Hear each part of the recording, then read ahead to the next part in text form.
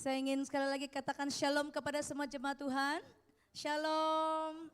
Ya, kita bersyukur karena hari ini adalah hari yang dijadikan Tuhan untuk kita tetap setia bertemu, setia berfellowship di tempat ini. Walaupun dengan kesibukan kita masing-masing, tapi kita percaya bahwa Tuhan tidak pernah meninggalkan kita. Tuhan tidak pernah membiarkan kita walaupun mungkin di luar di sana banyak tantangan yang berusaha untuk menjauhkan kita dari fellowship kita. Untuk menjauhkan kita daripada ibadah. Dan karena ini adalah masa kita untuk berkumpul bersama-sama. Dan ini adalah waktu yang Tuhan berikan. Jadi walaupun mungkin di luar sana menakutkan kita, berita-berita yang menakutkan kita, tetapi kita percaya apabila kita bersekutu bersama, apabila kita berkumpul bersama, memuji memuliakan nama Tuhan, hati kita tetap tenang. Amen. Hati kita tetap di dalam damai sejahtera. Nah, pada hari ini khusus apa yang telah diberikan kepada saya mengenai topik pujian dan penyembahan. Jadi di dalam setiap apa yang akan saya akan sampaikan dari peringkat demi peringkat.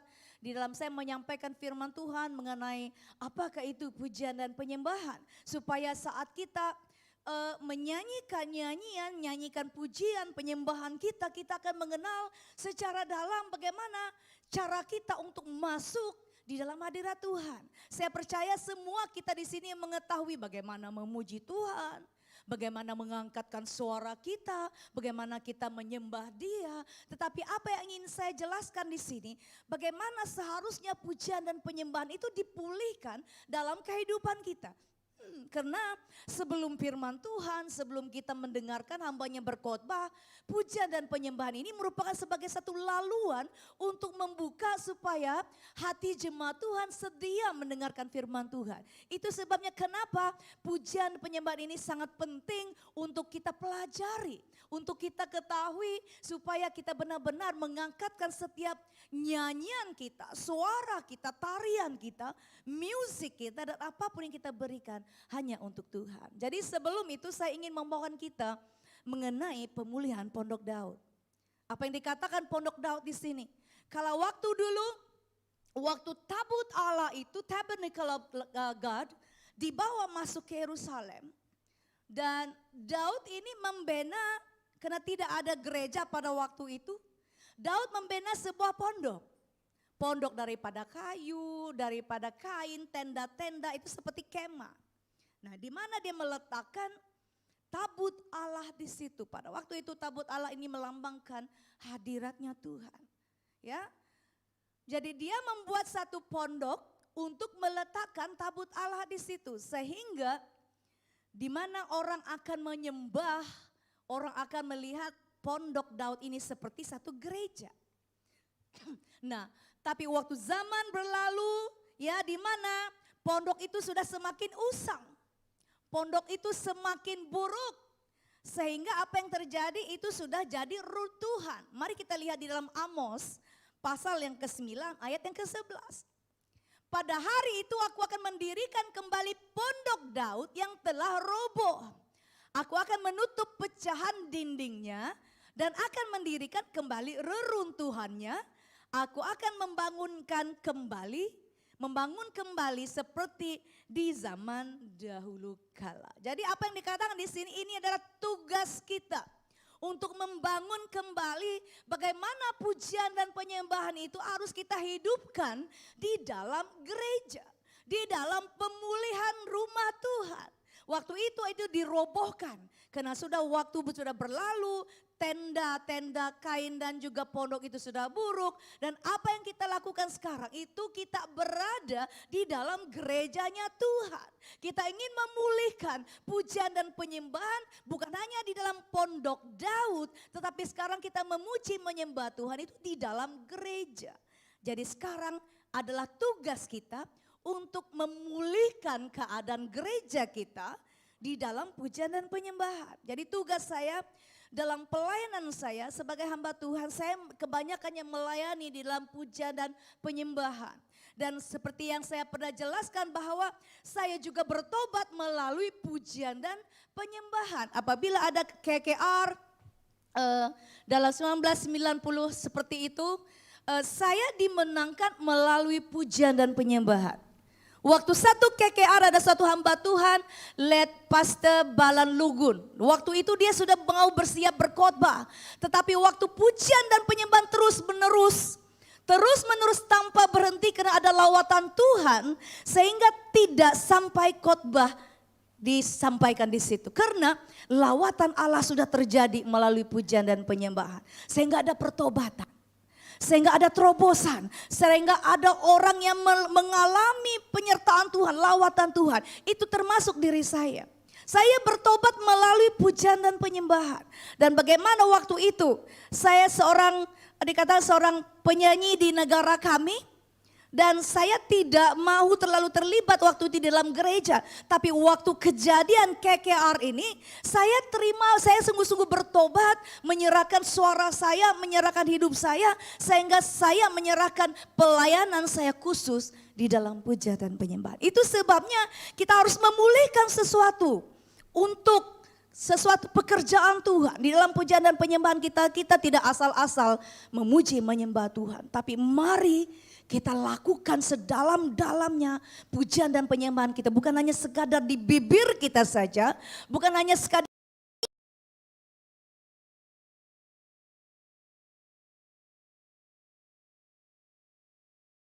kehidupan kita. Ya, so itu yang dikatakan kenapa kita akan lihat seterusnya. Pondok Daud ini dibangun oleh karena hati Daud yang sangat mengasihi Tuhan. Tenda, kemah ini dibangun karena Daud ini sangat mengasihi Tuhan. Sebab itu kenapa Daud ini berkenan di hadapan Tuhan. Dia seorang pemazmur, dia seorang menyanyi, dia seorang penyanyi.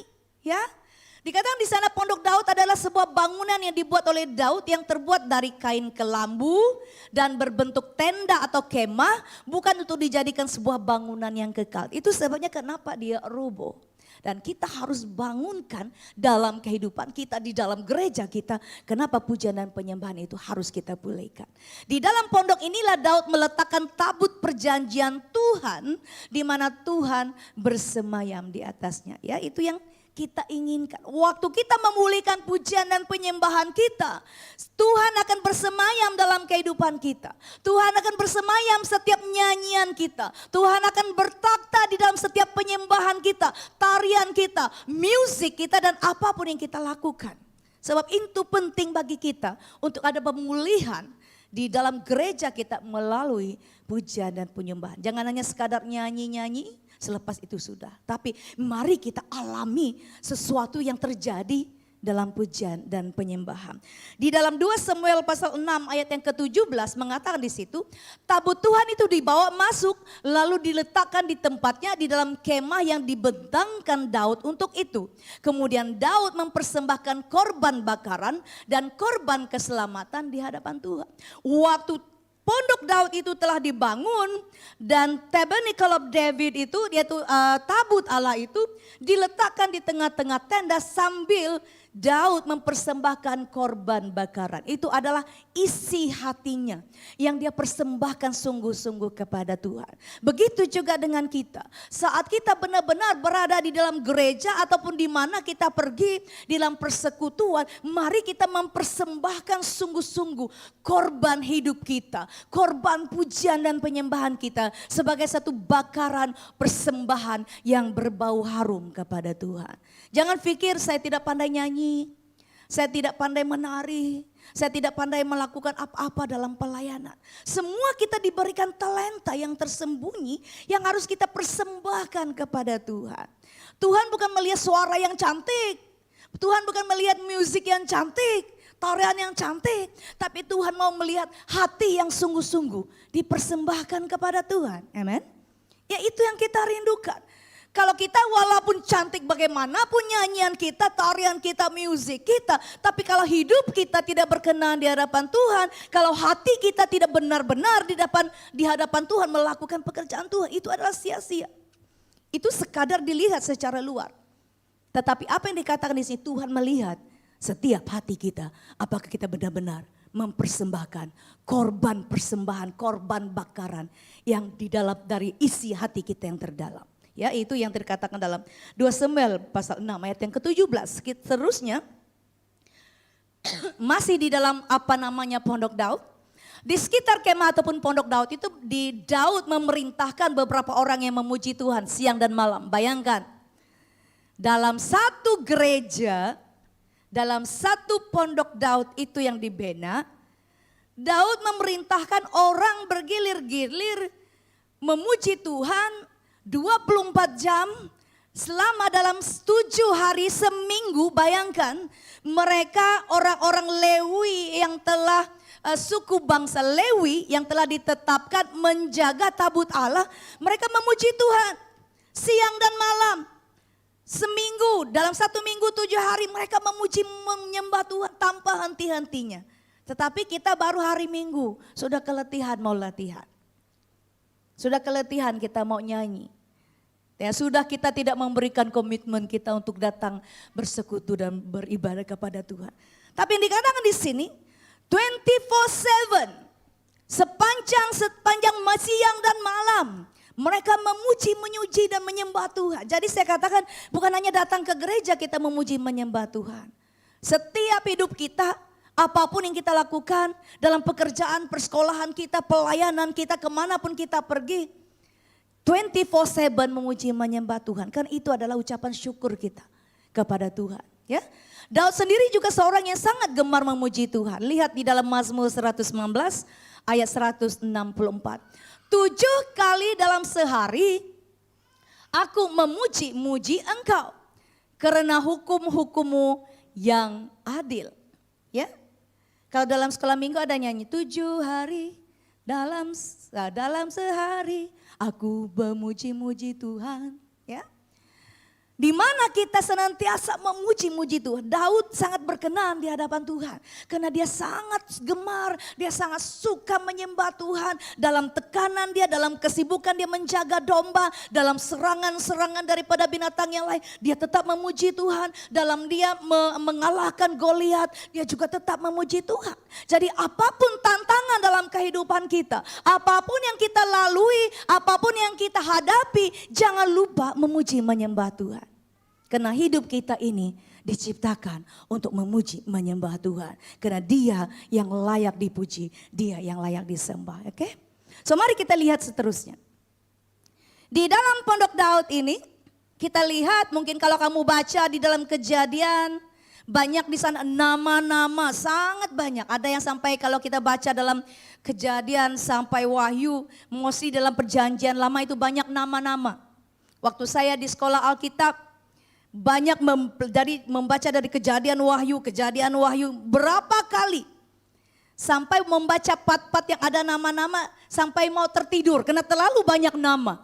Dan ada banyak-banyak nama yang sangat ganjil-ganjil kita baca di situ. Jadi kalau saya sudah belajar di dalam pujian dan penyembahan waktu saya pergi ke maksudnya yang mendalami hal seperti ini waktu saya pergi ke Proskonio tahun 1998. Itu sudah lama. Waktu itu saya angkatan yang ke-6. Dan saya diajari satu gereja yang memang mereka bergereja tentang pujian dan penyembahan. Jadi saya lihat di sini kita ada pemimpin pujian yang banyak. Pada waktu itu kita lihat Daud mempunyai 4 pemimpin pujian dan penyembahan. Kita boleh lihat 1 Tuarik 15, 22, 27. Ya, 1 Tuarik 25 di situ. Ada Kenyaya, Asaf, Yedutun dan Heman. Ini orang-orang besar yang dilantik oleh Daud menjadi worship leader. Menyanyi, membawa penyanyi untuk memuji, menyembah Tuhan siang dan malam. Jadi itu sebabnya kenapa dalam gereja kita ada worship leader, ada penyanyi dan sebagainya. Supaya mengangkat, membawa jemaat Tuhan untuk bersama-sama menaikkan lagu-lagu pujian penyembahan kepada Tuhan. Jadi itu sudah pada Perjanjian Lama waktu Daud ada sudah beberapa pemimpin-pemimpin pujian yang memang sudah dipilih khas daripada suku kaum Lewi yang telah dipilih oleh Tuhan. Yang kedua, Daud mempunyai 7 imam peniup nafiri. Boleh baca juga dalam 1 Tuarik 15 ayat 24. Itu peniup shofar. Ada di situ beberapa catatan kalau kita membaca di dalam 1 Tuarik itu ada peniup shofar dan seterusnya. Daud mempunyai 24 pemusik, itu anak-anak dari pemimpin pujian. Setiap daripada pemimpin pujian itu, yang tadi yang 4 orang itu tadi, dia memiliki 24 pemusik yang telah dikhususkan melayani siang dan malam yang berganti-ganti. Sebab itu kalau kita pemusik, setiap kali nama kita menyanyi, main musik, kita jangan mengeluh. Ya, karena itu pelayanan kita. Karena kalau bayangkan pemusik penyanyi 24 jam berganti-ganti melayani via Tuhan, mereka tidak rasa lelah, mereka tidak mengeluh dan sebagainya karena itu telah ditugaskan kepada mereka. Begitu juga dengan kita sebagai pemuji penyembah Tuhan. Jangan sampai kita bersungut-sungut, jangan sampai kita lelah, jangan sampai kita beralasan untuk tidak melayani Tuhan. Karena kita sudah memberikan kita melayani sebagai pemuji penyembah Tuhan. Ya, itu dikatakan dia mempunyai 24 pemusik daripada anak-anak pemimpin pujian. Yang keempat, Daud mempunyai paduan suara yang terdiri daripada 288 orang. Kalau kamu baca dalam 1 Tawarik 25, itu daftaran nama-nama penyanyinya. 288 orang. So, bagi jemaat yang merindukan bersama-sama melayani sebagai penyanyi, akan ada kelas nyanyian, kelas vokal dan sebagainya. Nanti boleh bersama-sama dengan kami sebagai tim pujian dan penyembah yang rindu belajar, ya. Yang kelima, Daud mempunyai satu kelompok yang terdiri dari 400 pemusik dan penyanyi. Waktu dikumpulkan daripada anak-anak yang keempat pemimpin ini, dikumpulkan semuanya adalah 4.000 pemusik dan penyanyi. Itu sebabnya kita boleh cek di situ dalam 1 Tawarik pasal yang ke-23. Banyak nama-nama dan juga yang dihitung di situ sebagai 4.000 pemusik dan penyanyi. Dan kita punya gereja belum sebanyak itu, tetapi kita akan bangun balik, kita akan bina, kita akan atur balik supaya banyak yang akan terus memberikan hidup mereka melayani Tuhan dalam pemusik, penyanyi, penari, sound system, multimedia, ushers dan sebagainya, supaya kita memberikan hidup kita untuk melakukan, memuliakan nama Tuhan. Amen? Ya, itu yang kita rindukan. Mari lihat seterusnya. Di dalam kemah Pondok Daud kita boleh lihat tabut Allah dikelilingi oleh orang-orang Lewi. Saya katakan suku yang dipilih oleh Allah adalah suku Lewi. Senantiasa memuji menyembah Tuhan. Jadi kita yang melayani dalam pujian dan penyembahan ini kita seperti suku Lewi. Yang dipilih oleh Tuhan untuk melayani Tuhan dalam pujian dan penyembahan. Jadi yang berkerinduan untuk bergabung bersama di dalam pelayanan ini, mari bersama-sama dengan kami, ya, supaya belajar. Walaupun mungkin tidak melayani di hadapan, tapi belajar bagaimana kita mau melakukan pelayanan bagi Tuhan.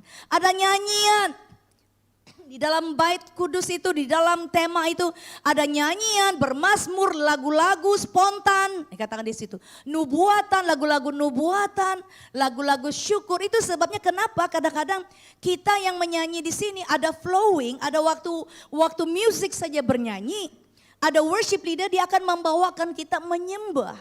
Itu dinamakan bermazmur. Bukan seperti kita bersyair, seperti kita meluahkan hati kita kepada Tuhan. Jadi ayat-ayat itu tidak diatur, tapi itu adalah dari hati kita. Bagaimana kita berkata-kata di dalam doa kepada Tuhan, begitu juga kita menyembah, kita bermazmur ataupun flowing kepada Tuhan. Ya, so itu katakan seperti isi hati kita persembahkan kepada Tuhan. Yang ketiga ada para pemimpin pujian, penyembahan, penyanyi, pemusik, penari, pendoa dan pelayan-pelayan Tuhan. Ya, itu semua yang melayani di dalam ibadah. Yang keempat ada ekspresi sukacita, bertepuk tangan, ya, mengangkat tangan, menari, melompat, bersujud, menari, menangis. Dalam kita memuji menyembah Tuhan kadang-kadang ada yang takut mau angkat tangan. Ada yang takut ke angkat tangan dalam memuji Tuhan? Coba kita semua angkat tangan dulu. Angkat tangan tinggi-tinggi. Angkat tangan tinggi-tinggi. Oke, silakan turun tangan. Ya, waktu kita menyembah Tuhan, angkatlah tangan kita tinggi-tinggi. Karena ini dikatakan di situ satu ekspresi untuk menjangkau hati Tuhan secara roh kita. Waktu kita angkat tangan, kita seperti menggapai tangan Tuhan untuk mencapai kasih Tuhan supaya kita mengalami sentuhan Tuhan. Itu sebabnya jangan malu mau angkat tangan. Angkatlah dengan sungguh-sungguh waktu kita menyembah Tuhan, waktu kita memuji Tuhan. Tuhan merindukan tangan-tangan yang terangkat. Tuhan merindukan hati-hati yang terangkat. Dikatakan di situ juga bertepuk tangan. Jangan bertepuk tangan tapi bertepuk di paha. Itu namanya apa? Tepuk paha. Kan? Lojek kan? Lojek.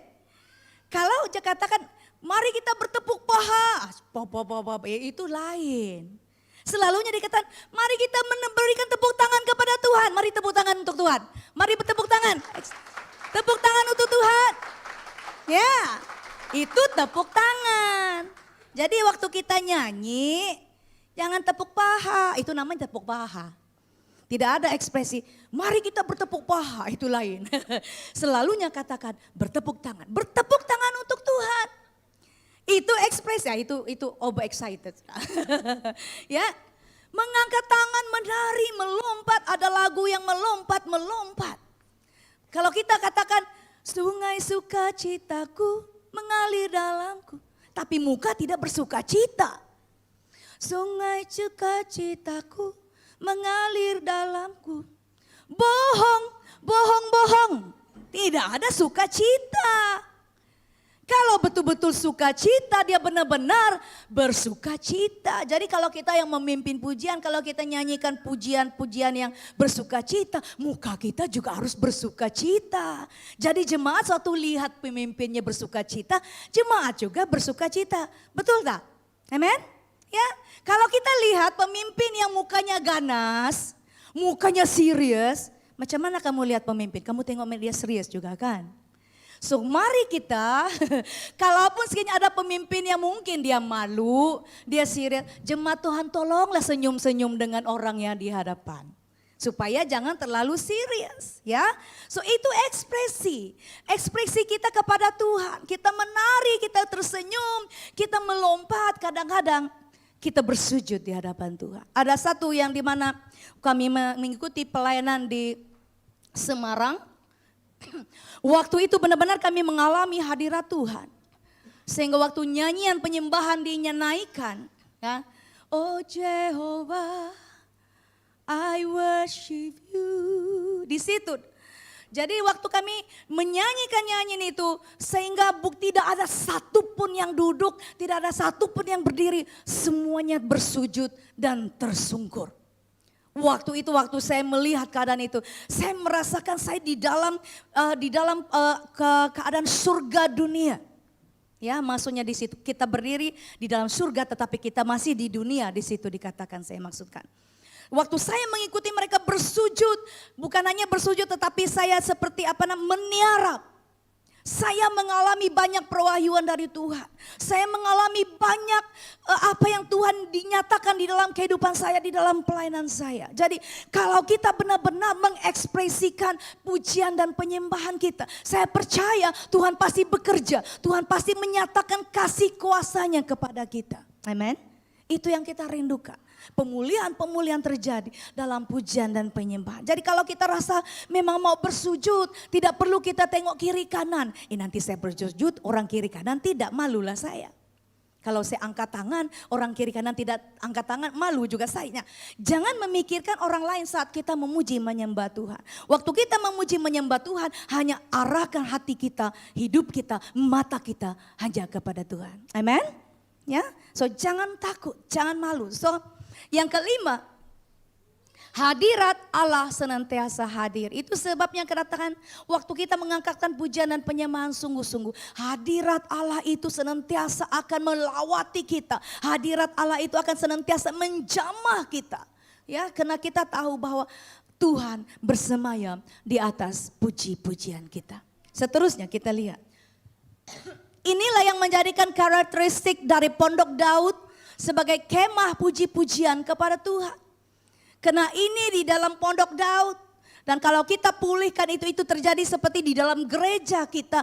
Itu harus ada di dalam gereja kita. Jangan menjadi sebuah gereja yang sunyi. Jangan menjadi sebuah gereja yang hanya ikut-ikutan. Tetapi mari kita berikan diri kita. Bukan hanya mereka yang melayani di hadapan sebagai pemuji penyembah. Tapi diri kita juga sebagai penyembah Tuhan adalah jemaat Tuhan yang diperlukan oleh Tuhan. Saat kita bergabung nyanyian kita, pujian kita dari jemaat dan juga di sini. Bahwa ada terobosan terjadi di dalam kehidupan kita. So itu dikatakan Tuhan berkenan sehingga hadir dalam puji-pujian dan ucapan syukur umatnya. Di situ dalam ayat yang kamu lihat tentang hadir, Tuhan hadir di dalam pujian penyembahan umatnya. Tabut perjanjian adalah alat terpenting dalam tabernacle ataupun kemah sebagai tempat Allah menyatakan kehadiratnya. Di situ ada tabut Allah, ya, tempat Allah hadir. Seperti waktu itu satu tabut Allah, tabut perjanjian. Tapi di sini waktu di dalam gereja kita itu Allah ada senantiasa di dalam hati kita. Roh Kudus itu senantiasa hidup di dalam kita. Sehingga membawakan kita untuk senantiasa haus dan lapar akan kasih Tuhan. Akan firman Tuhan, akan nyanyian-nyanyian kepada Tuhan. Itu yang dikatakan di situ bahwa Tuhan senantiasa hadir dalam hidup kita. Mari kita lihat seterusnya. Jadi pemulihan Pondok Daud pada akhir zaman tidak hanya dikatakan di situ berhenti pada pujian dan penyembahan saja. Tetapi yang dikatakan di sini adalah pemulihan secara kekal dalam hidup kita. Sambil kita memuji menyembah Tuhan, kita akan mengalami pemulihan, kita akan mengalami lawatan Tuhan, kita akan mengalami kuasa kasih Tuhan. Di situ katakan pemulihan secara kekal. Kehidupan kita sebagai bait Tuhan. Hidup kita ini adalah bait Roh Kudus. Kalau kita menganggap bahwa gereja ini saja adalah bait Tuhan, tidak. Hidup kita ini adalah bait Tuhan. Di mana Allah tinggal di dalam hati kita. Allah hidup di dalam kehidupan hati kita. Itu dikatakan kita adalah bait Allah. Yang hidup dan hati kita sebagai tempat korban ibadah dan penyembahan kita kepada Tuhan. Sebab itu kemanapun kita pergi, kita adalah bait Allah. Dan bait Allah itu yang tinggal dalam hidup kita. Kita harus selalu memuji, menyembah Tuhan. Berdoa, membaca Alkitab supaya hidup kita mengalami terobosan. Kita lihat ayat seterusnya. Efesus pasal yang kedua ayat yang ke-22. Di dalam Dia kamu juga turut dibangun menjadi tempat kediaman Allah di dalam roh. Kita baca 1 Korintus 6 ayat 19 hingga 20. Atau tidak tahukah kamu bahwa tubuhmu adalah bait Roh Kudus yang diam di dalam kamu. Roh Kudus yang kamu peroleh dari Allah dan bahwa kamu bukan milik kamu sendiri. Sebab kamu telah dibeli dan harganya telah lunas dibayar. Karena itu muliakanlah Allah dengan tubuh. Apa yang dikatakan lunas dibayar? Tuhan Yesus digantung di kayu salib.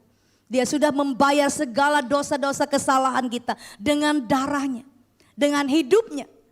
Sehingga kita diselamatkan dari dosa. Jadi hidup kita ini adalah bait Tuhan. Jadi kita harus muliakan hidup kita, muliakan tubuh kita untuk Tuhan. Karena kita sudah lunas dibayar dengan darah Kristus. Sebab itu jangan lupakan untuk senantiasa memuji, menyembah Tuhan, berdoa, membaca Alkitab 24 jam walaupun dalam kesibukan kita tetap dekat dengan Tuhan. Mari kita perhatikan juga seterusnya. Pondok Daud menggambarkan tentang penyembahan. Di dalam gereja kita juga. Pondok Daud menggambarkan tentang pujian. Pondok Daud melambangkan tentang strategi peperangan doa, doa syafaat kita. Doa persekutuan doa kita, ya, tari-tarian, musik dan semua alat-alat yang tersedia di sana, sound system, multimedia yang menghidupkan sesuatu ibadah. Sebab itu kalau di dalam satu gereja itu ada pujian penyembahan, ada doa, ada tari-tarian, musik, multimedia, sound system dan sebagainya. Semuanya itu kita kembalikan di dalam untuk kemuliaan nama Tuhan, ya.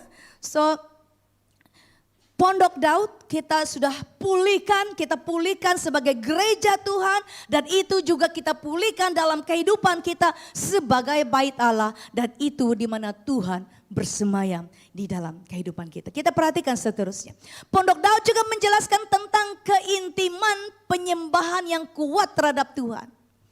Peperangan doa kita berdoa dan juga musik dan tari-tarian. Jadi itu ada di dalam gereja kita, di dalam hidup kita yang harus kita pulihkan, yang harus kita benar-benar nyatakan kepada Tuhan. Dan di dalam setiap peperangan yang Daud kerjakan, dia selalu menang karena dia memiliki penyembahan yang luar biasa melalui musik dan tarian yang menyukakan hati Tuhan.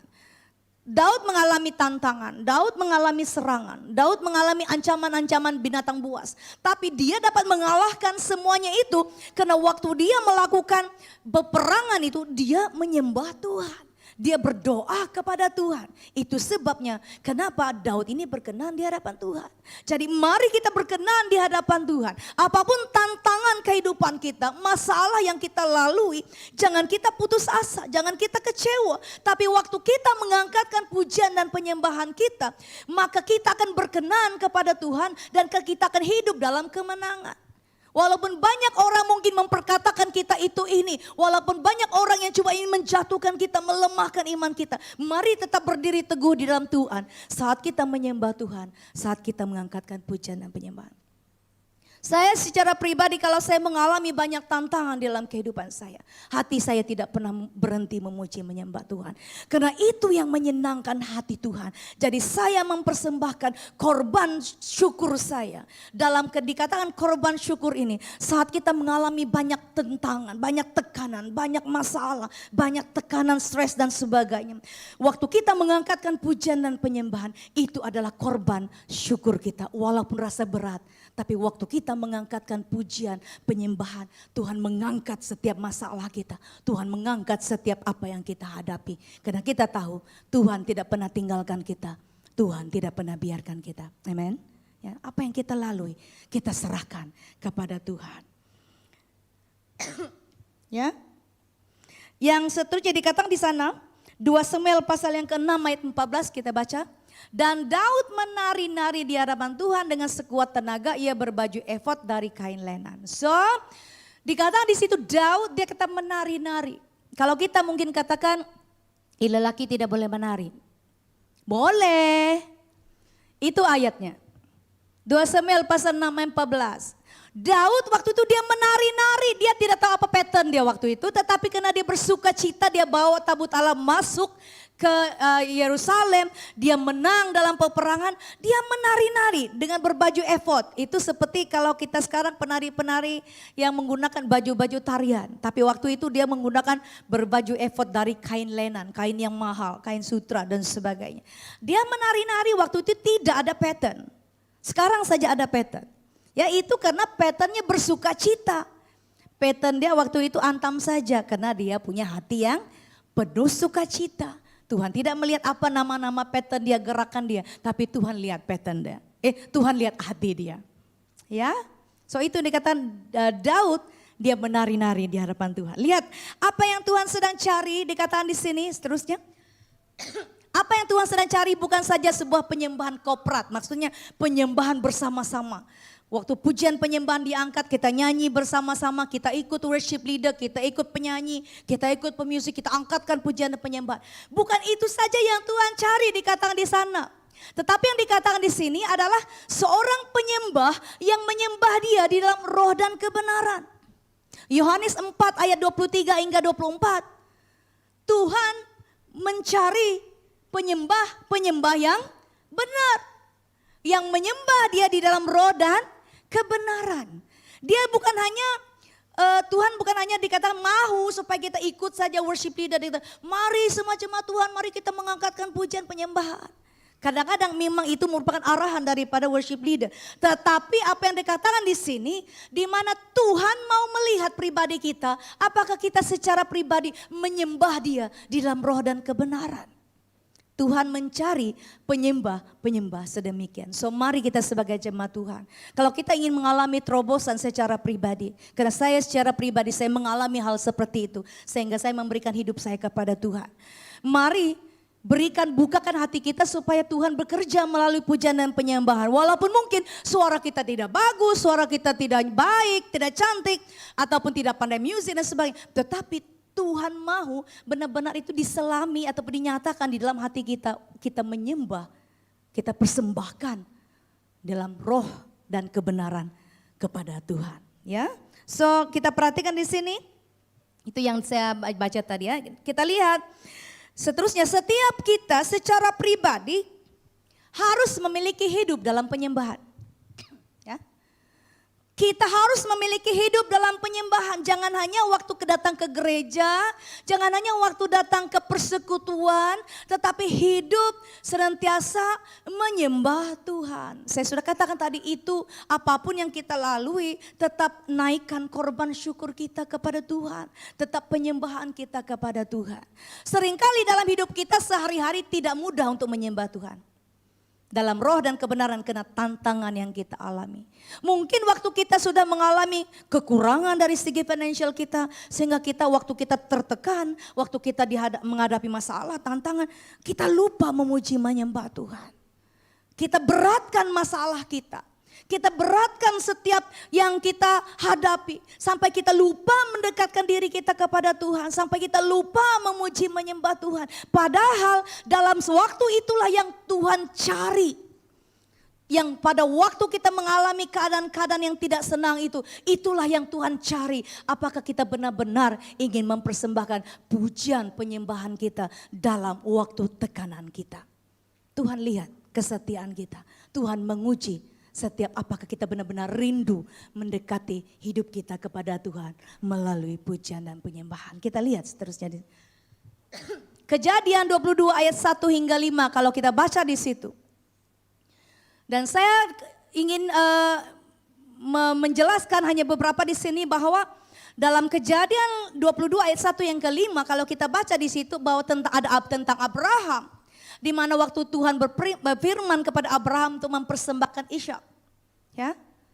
Waktu dia itu tidak mudah. Untuk mempersembahkan kalau untuk korban domba, korban ayam, korban ongot, ya, korban apa lagi, banyak-banyak binatang. Itu kita senang hati karena kita makan. Tapi kalau kita mempersembahkan seorang manusia, seorang anak untuk dikorbankan di atas mezbah, di api.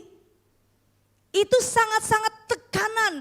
Kenapa Tuhan menguji saya? Mempersembahkan anak saya satu-satunya Ishak. Ya. Dan apa yang dikatakan kalau kita baca di itu? Tidaklah semudah itu bagi Abraham untuk melakukannya. Tetapi karena anugerah dan penyembahannya kepada Tuhan. Dia menyembah Tuhan, dia ikut, dia taat. Walaupun secara manusia dia mungkin berpikir, kenapa? Kenapa ini harus berlaku dengan saya? Kenapa bukan orang itu? Kenapa bukan orang itu? Tapi apa yang Tuhan mau adalah ketaatan kita dengan perintah Tuhan. Melakukan perintah Tuhan. Dan waktu Abraham melakukan apa yang Tuhan nyatakan untuk mempersembahkan anaknya Ishak di atas api persembahan ataupun mezbah. Dan karena anugerah dan penyembahan hatinya yang benar di hadapan Tuhan. Dia dapat melewati semuanya itu dan akhirnya Tuhan menyediakan seekor anak domba menggantikan anaknya Ishak. Sebab Tuhan kita adalah Jehovah Jireh, Tuhan yang menyediakan. Kalau kita benar-benar menyembah Dia dalam kekurangan kita. Mungkin secara manusia itu mustahil, tapi waktu kita mengangkatkan pujian dan penyembahan kita, suatu saat nanti Tuhan pasti sediakan yang terbaik bagi kita. Amen. Tuhan akan sediakan yang benar-benar di dalam kehidupan kita. Saya pernah jelaskan, saya pernah saksikan waktu saya mengalami benar-benar kekurangan di tempat saya. 1 sen pun tidak ada di dalam pocket saya ataupun dalam dompet saya. Waktu itu saya melayani di tempat saya, tapi saya tidak berani mau beritahu kepada orang ibu bapak saya ataupun kepada siapa bahwa saya tidak punya uang. Tapi waktu saya memerlukan, saya berdoa, saya berpuasa, saya memuji menyembah Tuhan. Di tempat kami ada satu bilik yang khusus kami doa di bawah di rumah kami itu ada satu bilik yang memang waktu dikhaskan untuk kami berdoa. Kalau mengalami tekanan saya selalu ke bilik itu, saya sambil menangis, saya pegang bantal, simpan bantal di muka, saya menangis tuh, kenapa ini harus terjadi, kenapa saya begini dan sebagainya. Tapi waktu saya ambil waktu, saya berdoa, saya memuji Tuhan, saya ambil gitar, saya memuji menyembah Tuhan di bilik itu, saya berdoa dan berpuasa. Dan Tuhan menyediakan segala sesuatu tepat pada waktunya dalam keperluan saya. Amin. Begitu saya menyembah Tuhan, saya menyanyi, saya main gitar, saya berteriak kepada Tuhan. Waktu saya katakan Tuhan saya tidak sanggup, saya tidak mampu, saya tidak punya apa-apa. Tuhan jawab tepat pada waktunya. Kalau saya mengalami demikian, kita semua ada di sini pasti juga akan mengalami seperti itu. Amen. Amen. Ya, kalau kita benar-benar melakukannya untuk Tuhan, bukan hanya sekadar ambil kita cereng, dalam puji syukur, jangan nyanyi yang benar begitu. Tapi benar-benar nyanyikan lagu itu, nyatakan di dalam hati kita kepada Tuhan bahwa kita benar-benar memerlukan pertolongan Tuhan. Ya, so Tuhan adalah Jehovah Jireh. Katakan Tuhan adalah Jehovah Jireh. Katakan sama-sama, 1, 2, 3. Tuhan adalah Jehovah Jireh yang menyediakan setiap keperluan kita. Amen. Kita lihat seterusnya. Dalam kehidupan kita ada sebuah perjalanan yang harus kita lewati ataupun yang kita lalui. Perjalanan yang berat, yang mungkin sukar bagi kita lewati. Tetapi percayalah, Tuhan akan bertindak. Tuhan akan menolong kita. Tuhan akan membawakan kita kepada kemenangan demi kemenangan. Sehingga kita kenal bahwa Tuhan itu kita benar-benar Jehovah Jireh yang senantiasa memenuhi setiap keperluan kita. Sebab itu bukan hanya kita hanya melalui doa saja. Tapi waktu kita menyanyi, menyembah Tuhan. Ambil waktu kita berdoa, menyembah, memuji Tuhan. Saya percaya apapun yang kita perlukan, apapun yang kita inginkan pasti dipenuhi oleh Tuhan sesuai waktu Tuhan. Ya, mari kita lihat seterusnya lagi. Penyembahan pelawan iman. Kita boleh baca dalam Ibrani pasal 11 di situ keseluruhannya. Dan mereka ini pada dalam perjanjian lama. Kalau kita baca di dalam Ibrani di situ, di dalam Kejadian Habel dan Kain, ya, dipersembahkan, dikatakan di situ waktu Habel dan Kain abangnya mempersembahkan binatang-binatang, Habel mempersembahkan sayur-sayurannya di situ. Kain mempersembahkan sayur-sayuran yang hasil utama pertamanya, tetapi Habel mempersembahkan suatu daging ataupun domba yang benar-benar gemuk dan yang sangat baik dipersembahkan kepada Tuhan. Waktu dia mempersembahkan dengan iman, dia mempersembahkannya dengan penyembahan, Tuhan terima penyembahan dia. Itu Habel, kalau kita baca. Dan juga Henok, hamba Tuhan yang hidup bergaul dengan Allah, sangat saleh, setia, berbakti kepada Allah. Dia menyembah Tuhan, dia memuji Tuhan sehingga dia diangkat ke surga hidup-hidup. Kalau kita bagi muda-mudi sekolah minggu yang belum tahu, kita baca Alkitab. Seorang yang diangkat Tuhan hidup-hidup itu adalah Henok. Karena penyembahannya itu diterima oleh Tuhan, imannya diterima oleh Tuhan. Kita lihat seterusnya. Nuh, penyembahan yang sungguh-sungguh dan mengerjakan kehendak Allah dalam waktu banjir, ya, di situ. Walaupun dalam tekanan, walaupun hanya di dalam batra saja, tetapi waktu dia mempunyai satu penyembahan, dia membawa keluarganya menyembah Tuhan, berdoa dan sebagainya. Sehingga mereka dapat mengerjakan pekerjaan Allah dan Tuhan membuatkan segala sesuatu. Seperti kata manusia itu lihat tidak mungkin untuk banjir ini surut, tetapi bagi Tuhan tidak ada yang mustahil karena pujian penyembahannya kepada Tuhan. Abraham taat setia melaksanakan perintah Tuhan dan memiliki penyembahan yang mendalam sehingga Tuhan memberikan sedia bagi domba untuk menggantikan anaknya. Maria, adik Marta dan Lazarus duduk dekat kaki Yesus. Waktu Yesus datang ke rumah Maria, Marta dan Lazarus, dia duduk dekat kaki Yesus, dia mendengar Yesus berbicara, dia akan dekat, senantiasa dekat dengan Tuhan. Begitu juga dengan kita, kalau kita benar-benar ingin dekat dengan Tuhan, duduk kaki Yesus seperti kita di dalam Roh Kudus, di dalam roh kita duduk seperti di dekat kaki Yesus sambil menyembah, sambil memuji Tuhan. So kita lihat di situ bahwa segala pujian dan penyembahan kita itu senantiasa akan bertakhta, Tuhan akan bertakhta di dalam kehidupan kita. Kita lihat seterusnya. Kenalilah hati Tuhan.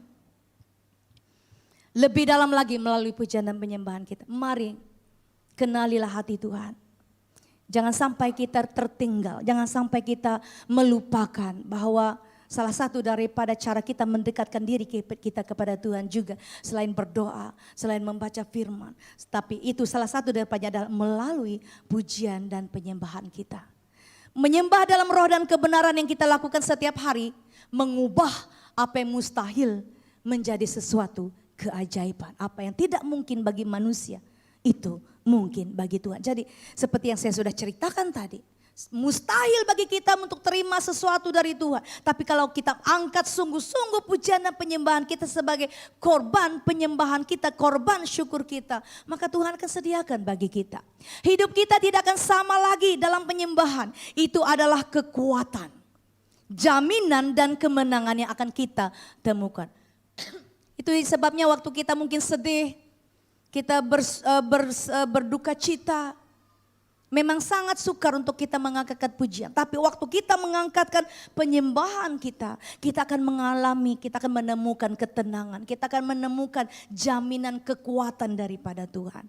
I tell you, kalau kita benar-benar menyelami kasih Tuhan melalui pujian dan penyembahan secara pribadi, maka Tuhan akan berbicara sungguh-sungguh secara pribadi dalam hidup kita. Kan kita akan mengalami lawatan Tuhan. Oke, kita lihat seterusnya.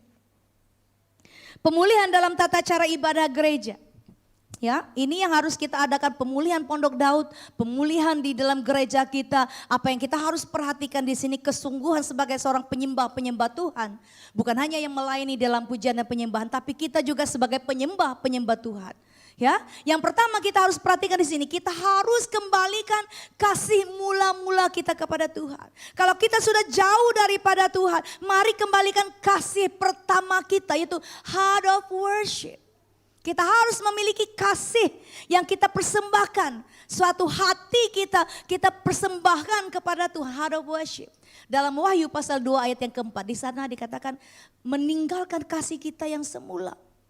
Ya. Tapi Tuhan mau kita kembalikan kasih kita. Kalau dulu mungkin kita seorang penyembah Tuhan tapi kita tidak mau menyembah Tuhan. Tapi mari kita kembalikan hati kita untuk sebagai heart of worship kepada Tuhan. Itu yang harus kita pulihkan. Yang kedua, kekudusan dalam gereja, holiness in worship.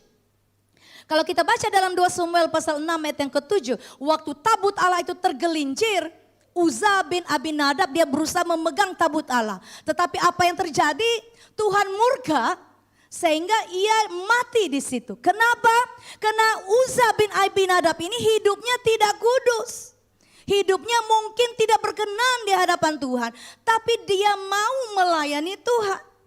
Dan apa yang kita inginkan di sini supaya saat kita melayani Tuhan, saat kita menyembah Tuhan, saat kita mengangkatkan seluruh hidup kita kepada Tuhan. Mari holiness in worship. Kudus hidup kita di hadapan Tuhan. Jangan sampai kita kejadian terjadi seperti Uza bin Abinadab. Tuhan murka ke atas hidupnya sehingga dia hukum dia sampai mati. So kita tidak mau kehidupan kita seperti itu. Mari angkatkan kekudusan di dalam gereja kita. Yang ketiga, kesatuan dan kesepakatan.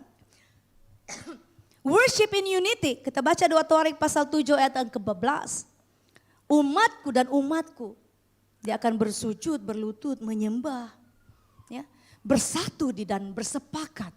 Jadi harus di dalam satu gereja kita ini ada kesatuan, kesepakatan. Dalam pujian dan penyembahan kita. Baru kita akan melihat ada terobosan terjadi bagi gereja kita. Yang keempat, fokus dalam penyembahan. Focus and worship. Karena waktu kita menyembah Tuhan itu kita mengangkatkan suara dan mata kita hanya kepada Tuhan. Bukan mata kita melirik kiri kanan. Waktu kita menyembah Tuhan bersifat vertikal. Kolose pasal 3 ayat yang kedua, carilah perkara yang di atas. Kalau kita baca full di situ. Waktu kita menyembah Tuhan, mari jemaat Tuhan, fokuskan hati kita.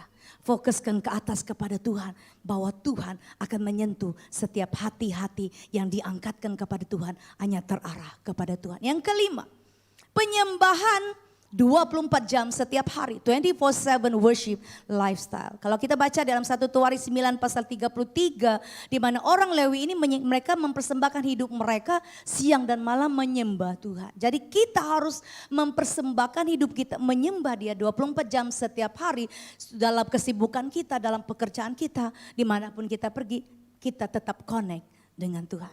Ya, oke. Kita lihat baca di sini 1 Raja-Raja pasal 8 ayat yang ke-10 hingga 11. Ketika imam-imam keluar dari tempat kudus, datanglah awan memenuhi rumah Tuhan.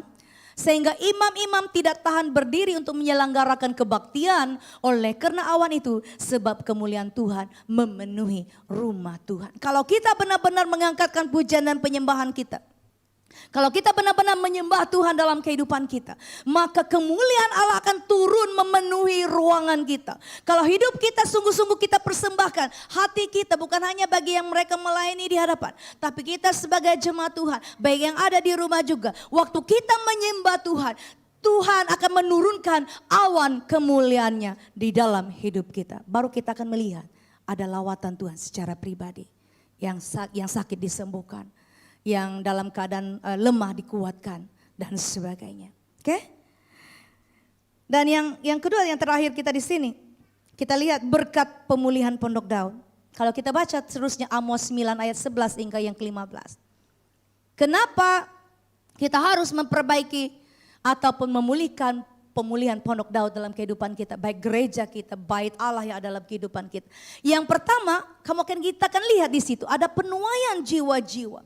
Saat nyanyian-nyanyian ini dilakukan, pujian penyembahan ini dilakukan, akan ada jiwa-jiwa yang melihat kemuliaan Allah dinyatakan sehingga mereka akan datang mencari wajah Tuhan. Sehingga mereka akan mencari gereja, mereka akan bersama-sama menyembah Tuhan. Itu penuaian jiwa-jiwa. Jadi bagi kita yang melayani pujian dan penyembahan itu bukan pekerjaan yang mudah. Karena itu adalah cara kita. Kalau kita tidak menyembah Tuhan dengan sungguh-sungguh, tidak mempersiapkan pujian dan penyembahan kita, tidak berlatih dengan sungguh-sungguh, ataupun hanya berlatih berasal-asal, bagaimana kita boleh menarik jiwa-jiwa datang ke gereja kita? Bagaimana kita menarik jiwa-jiwa mencari wajah Tuhan? Itu penting bagi kita. Yang kedua, pertumbuhan rohani di dalam gereja.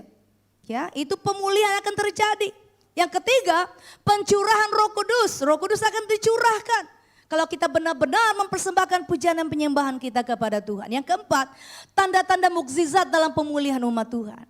Mengalami mukjizat-mukjizat. Itu terjadi dalam kehidupan kita kalau kita benar-benar dipulihkan dalam pujian dan penyembahan. Yang kelima, gereja akan berkembang. Gereja kita akan mulai ada church planting, ataupun gereja kita akan mulai banyak jemaat yang hadir dan sebagainya, jadi berkembang. Yang keenam, berkat melimpah dicurahkan secara materi, secara material juga. Yang ketujuh, perlindungan bagi umat Tuhan. Itu adalah berkat pemulihan Pondok Daud. Berkat pemulihan pujian penyembah dalam gereja kita, ya. So, mari kita sebagai anak-anak Tuhan, kita harus melakukan pemulihan ini, ya. Pemulihan Pondok Daud, seterusnya pemulihan Pondok Daud terjadi karena Allah melawat umatnya dan Dia melimpahkan pengurapan kasih yang membangkitkan kerinduan dan semangat penyembahan dalam gereja Tuhan. Tuhanlah yang mencurahkan anggur baru dan mengalirkan kembali sukacita di tengah umatnya dan membuat mereka memuji dan menari di hadapan Tuhan seperti di zaman Raja Daud. Mari kita bangkit berdiri bersama-sama. Hati kami bersuka hanya karena Tuhan. Sebab itu kami renungkan firman-Mu siang dan malam. Biarlah setiap pujian dan penyembahan kami mengalami terobosan ya Bapa. Firman-Mu Bapa menyatakan bahwa Engkau merindukan setiap nyanyian-nyanyian dari hati kami.